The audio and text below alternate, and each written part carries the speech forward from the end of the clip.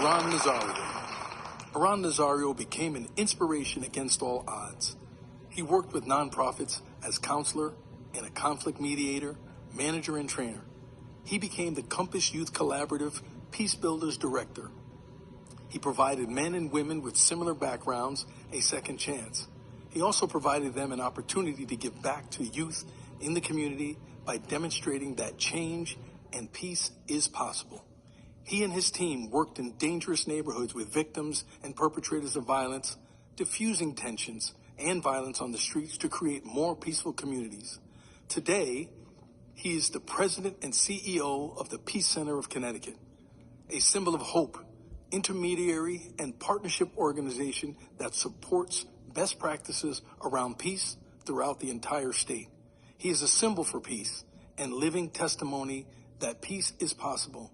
He is an example that despite all the circumstances in life, a successful life is attainable. My name is Iran Nazario. I'm the president and CEO of the Peace Center of Connecticut, located in Hartford. I was born and raised in Hartford, spent many years of my life on the streets of Hartford. Unfortunately, I succumbed to the community's violence and ended up in prison. And I've lost a lot of people to violence and things of that nature. So for me, it's really important to continue to have a fire to give back. Since being released, my greatest challenge was really being able to fend off the attraction of returning to what I used to do. I was seen as a leader in the community and in the environment that I was in. So it was a challenge having to say no to that lifestyle, having to say no to people who felt that in order for you to be real or true or a good friend or someone that was still connected to them, you had to behave a certain way. And I knew that those behaviors and those actions were going to lead me back to where I had just come from. The first intervention, I believe, from spiritual world happened to me getting off a train in Brooklyn, New York. A woman stopped me at 4 o'clock in the morning and said to me, as brave as she could be, here I am, I was like about 230 pounds, I just got out of jail, and she actually put her hand on me at that time of night and said, you have a calling from God. And then it happened again on Oak Street in Hartford. Another woman did the same thing around midnight one night when I was kind of lost on the streets. And then finally, I would say my mentor, Dr. Barrero, who was a School of Social Work professor, University of Connecticut, who held me accountable. I owe my community. So what motivates me to get out of bed every single day is the fire that burns in me to make amends for the damage I did.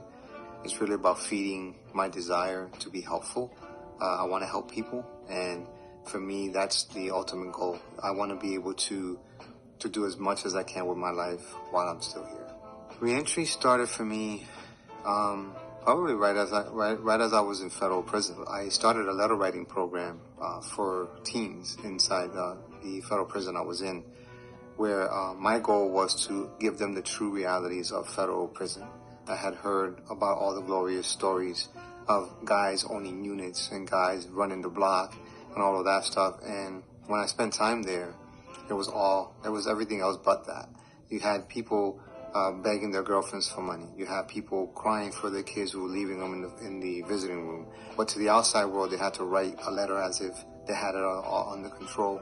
And I wanted young people that I knew in the community to understand that that's not what it was about. If I had an opportunity to go back and with the person I am now to talk to my former self, I probably would say to this person, weigh what you're about to do as it relates to how important it is. I would ask my former self, my younger self, to consider the importance of what I was giving value to, so that I could make a change and understand how little importance some of those things had over me. I witnessed a lot of pain and I witnessed a lot of suffering, and I gave way too much attention to the anger emotion, and I refuse to do that now. So as I reflect back to the one turning point in my life where I realized I had some of the emotions in check, it was after my brother was murdered.